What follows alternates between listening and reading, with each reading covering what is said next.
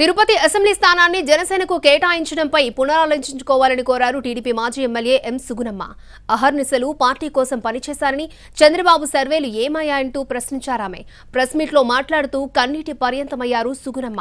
ఎక్కడి నుంచో వచ్చిన వారికి మద్దతు పలకమంటే తాను అంగీకరించినా పార్టీ కేడర్ అంగీకరించడం లేదు అన్నారు.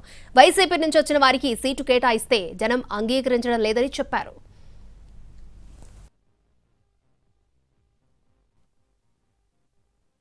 పంతొమ్మిదిలో కూడా మరి నేను పడినటువంటి కష్టానికి నేను చేసినటువంటి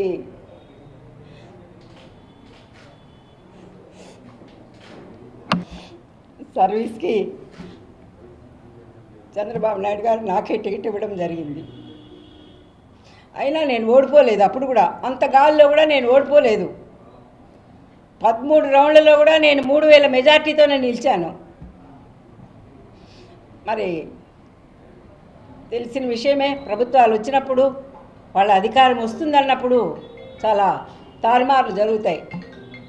అలాంటి తారుమారుకి నేను బలైపోయాను. మనం వచ్చింది రాజకీయాల్లోకి ప్రజల కోసం వచ్చాం. సో ఆ ప్రజలకి ఎప్పుడు మనం అండగా ఉండాలి, నిరుత్సాహపడకూడదని నేను ఆ రోజు నుంచి ఈరోజు